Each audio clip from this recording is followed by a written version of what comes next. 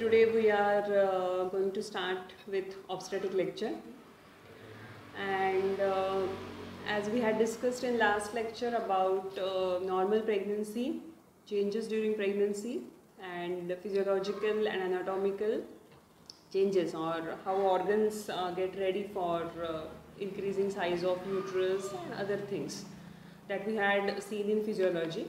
And we had also seen a term that is abortion, that means bleeding within 20 weeks. As we know, pregnancy is divided in 3 trimesters. First 3 months are first trimester, second 3 months is second trimester, and last 3 months is third trimester. So whenever there is per vaginal bleeding, PV bleeding, within 20 weeks of pregnancy, that term is called as abortion. Other causes of bleeding during pregnancy that we are going to see or discuss in this lecture. Just to revise, abortion is per vaginal bleeding which takes place within 20 weeks of pregnancy, and the reasons, as we had discussed, anatomically incompetent cervix, other psychological disorders, history of drugs, medicines, psychological factors are also responsible. Those were causes for abortion. Now the other things which can lead to bleeding in early pregnancy, that is molar pregnancy and ectopic pregnancy. Those topics we are going to discuss in this lecture. So starting with molar pregnancy. Molar pregnancy or hydatiform mole. This is an abnormal pregnancy where chorionic villi are transformed into translucent mass of vesicles. Those looks like bunch of grapes.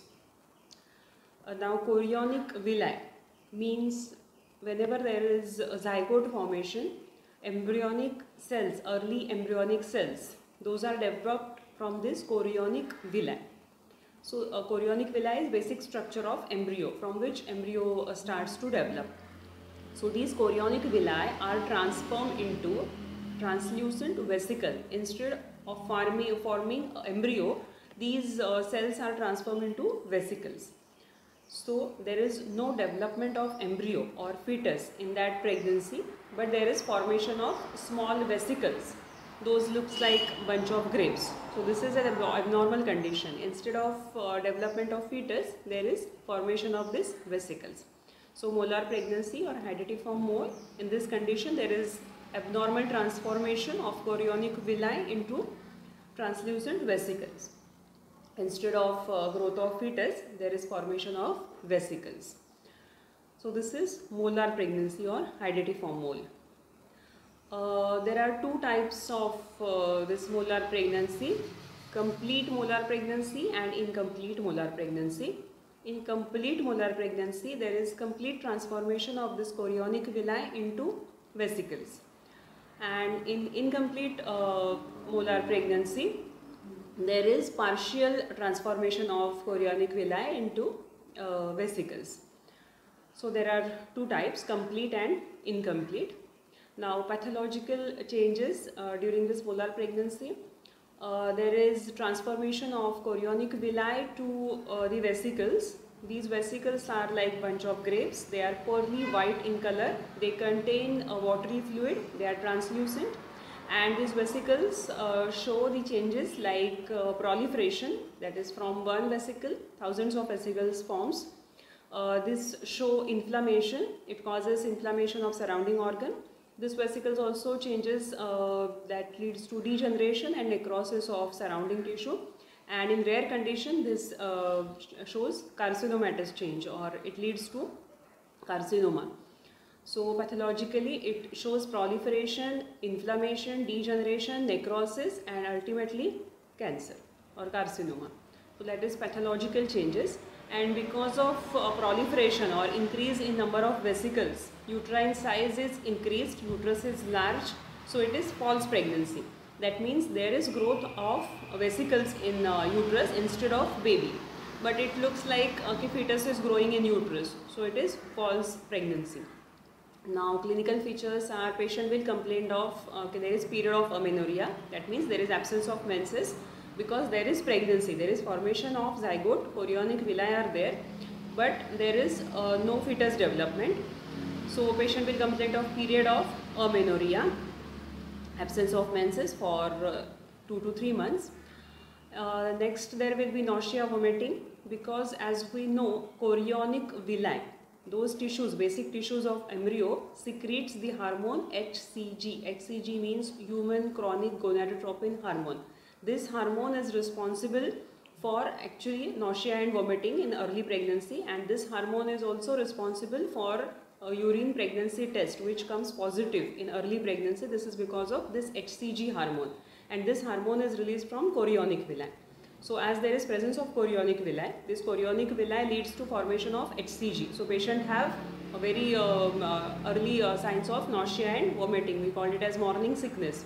So these complaints are from patient. Also pregnancy complaints like weakness, giddiness, all associated complaints can be seen. Sometimes pain in abdomen because of inflammation in uterus, and rarely patient complains of PV bleeding with expulsion of these vesicles. Patient have spotting or bleeding, and rarely there is history of expulsion of these vesicles.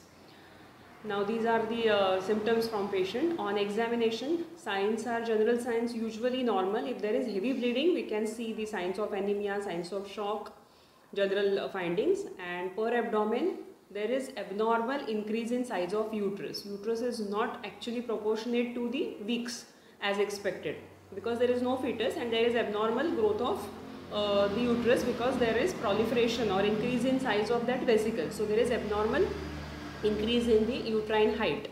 Uterus is increased, and there is typical Dougie feeling. It is dull feeling. We cannot palpate the fetal parts. Fetal parts are absent. FHS, fetal heart sound, is absent. As there is absence of fetus in uterus, we cannot palpate the uterine part. FHS is absent, but uterus is very Dougie.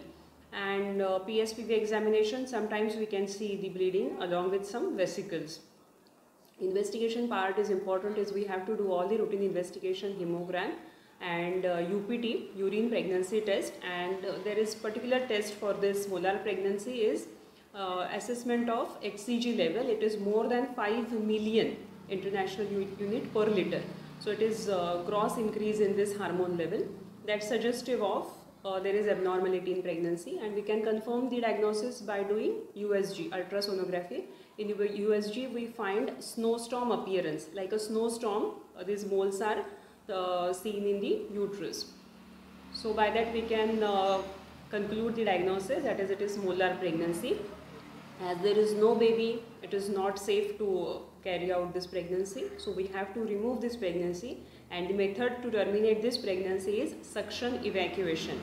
By suction evacuation, we do the suction of these vesicles, and all the vesicles are expelled out by the suction machine, and the uterus is cleaned totally, so that no vesicles should be remain in the uterus, because these vesicles show again increase in number, increase in size. They can lead to degeneration of uterus, they can lead to perforation of uterus, and ultimately they can lead to uterine rupture.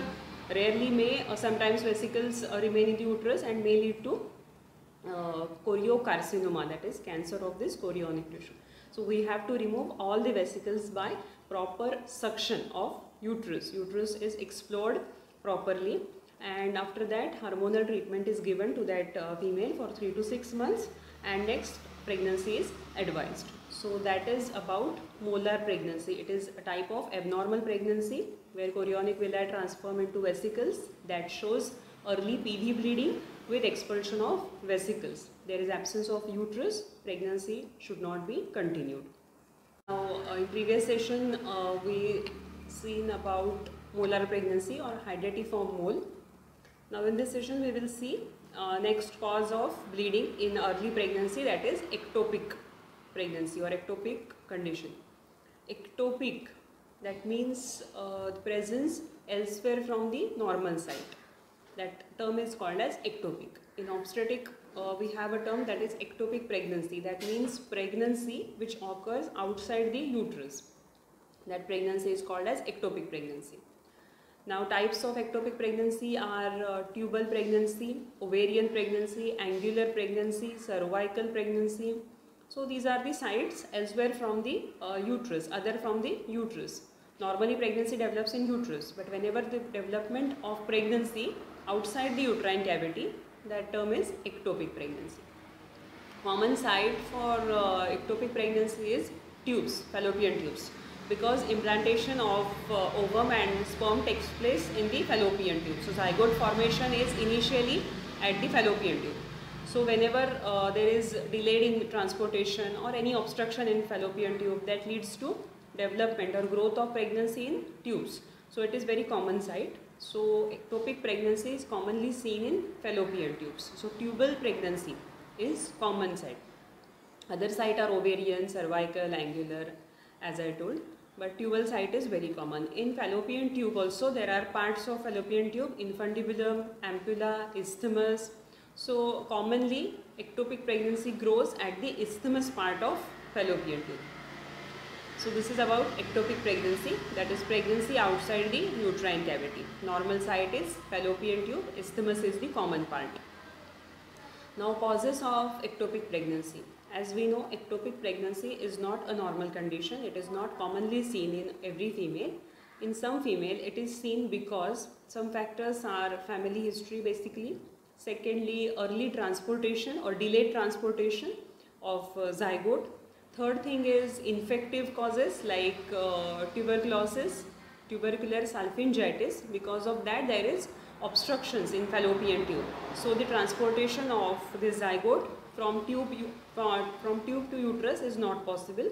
It is implanted in the tube only and grows in the tube only. So tubercular salpingitis. Next is intrauterine contraceptive device, copper T, that can lead to ectopic pregnancy because copper T is inserted in uterus. So there is obstruction to passage of zygote from fallopian tube to uterus, and so pregnancy grows in fallopian tube only. Other causes are artificial insemination, that is in vitro fertilization. You all have to see for in vitro fertilization. Check for the meaning of in vitro fertilization. What is the difference between in vitro fertilization, test tube baby, and other artificial techniques which are used currently, that you have to check. So in vitro fertilization, that is the technique where artificial implantation is done. So that can be done at the fallopian tube and pregnancy grows at that site. Then artificial induction of some ovulation drugs. Whenever there is infertility, there are different causes of infertility.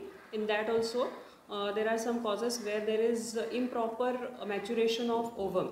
So for early maturation or proper maturation of ovum, some hormones are injected, and that is artificial induction, and by that procedure also pregnancy can be implanted in fallopian tube. So these are the some causes for ectopic pregnancy. First of all, history, family history, previous history of ectopic pregnancy. Third thing is infections like tubercular salpingitis, that is the common infection. Other infections are STD, sexually transmitted diseases, other bacterial infections.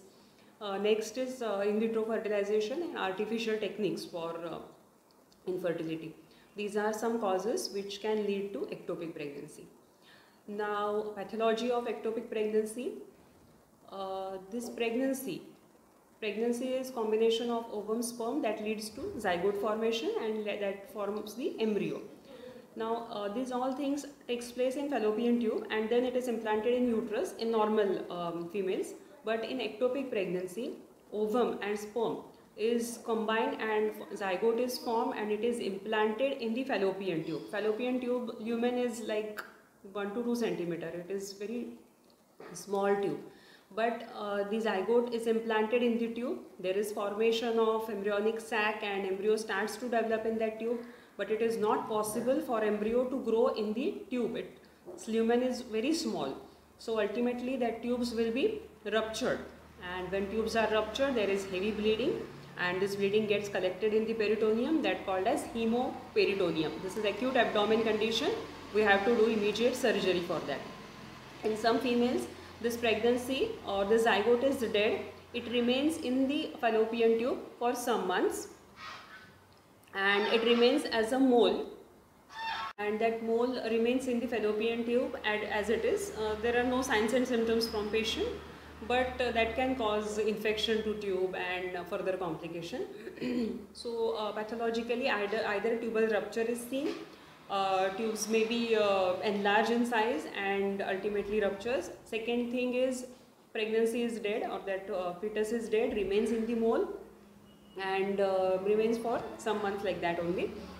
These are pathological changes. Important pathological changes: abnormal enlargement or stretching of fallopian tube because of increasing size of embryo, and ultimately rupture of fallopian tube. Sometimes this rupture is acute, as a sudden rupture of tube. Sometimes it is chronic, that is slow rupture of fallopian tube. From different parts of tube there is bleeding.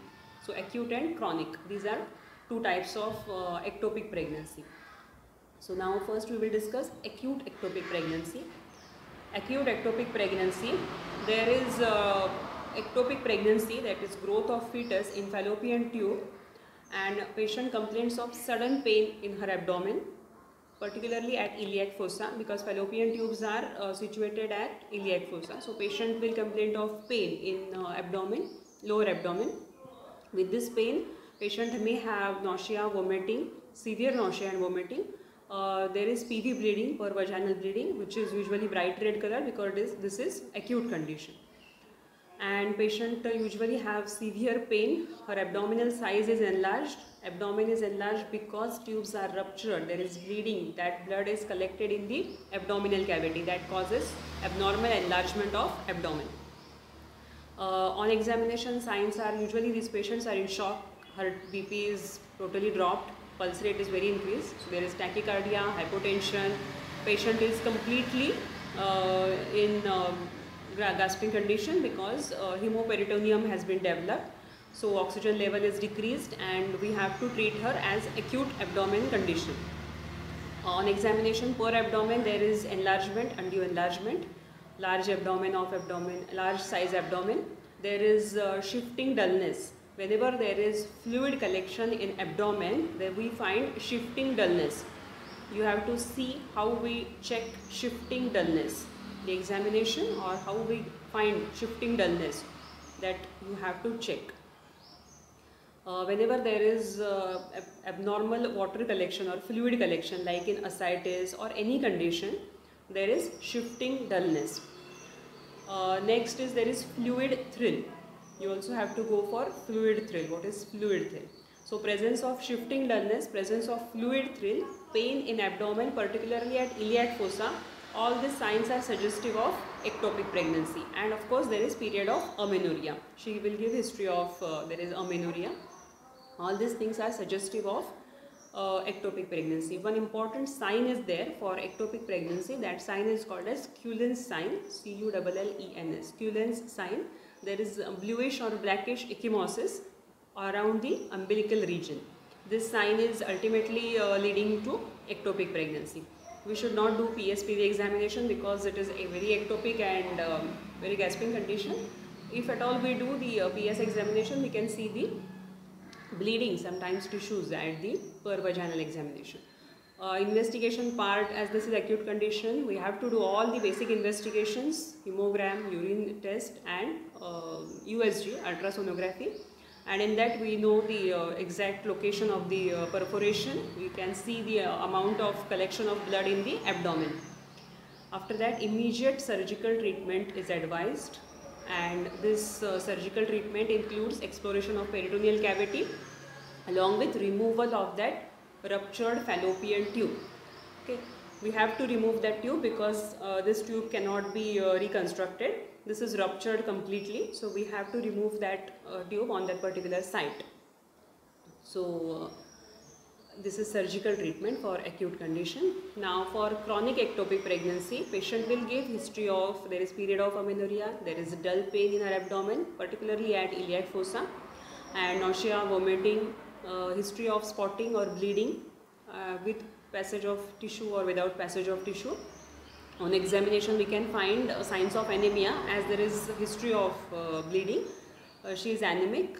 General examination is usually normal because it is chronic condition. There is slow discharge and condition is not as severe as acute. Per abdomen examination, again we can find there is fluid thrill, there may be slight shifting dullness, but it is not acute as compared to chronic. PSP examination, we can see the bleeding, and basic obstetric finding is there is no enlargement of uterus as per expected. As per her weeks of pregnancy, there is no growth of uterus, fetal parts are not palpable, there is no fetus, and FHS, fetal heart sound, is also absent. So that suggests that there is absence of fetus. And for confirmation, we do the USG ultrasonography, from which we can know that there is ectopic pregnancy. In USG, we can see the enlargement of fallopian tube with the fetal sac or embryonic sac in that tube. So that concludes the diagnosis, that is ectopic pregnancy. For chronic condition also, surgical treatment is advised. We have to do her surgery, exploration of abdominal cavity, and removal of fallopian tube which is affected, because pregnancy cannot be removed from that tube. As tube's lumen is very small, we cannot remove the pregnancy, we have to remove the fallopian tube only. So that is surgical treatment. This ectopic pregnancy is actually a surgical condition. We have to do surgery only. We have to be very careful for her next pregnancy, because one tube is removed at this time. So we have to observe the pregnancy changes from next pregnancy, early development of fetus, whether it is developing in fallopian tube or it is implanted in uterus. We have to be very keen for next pregnancy. And this is a surgical treatment as advised for ectopic pregnancy. Now differentiating conditions are there for ectopic.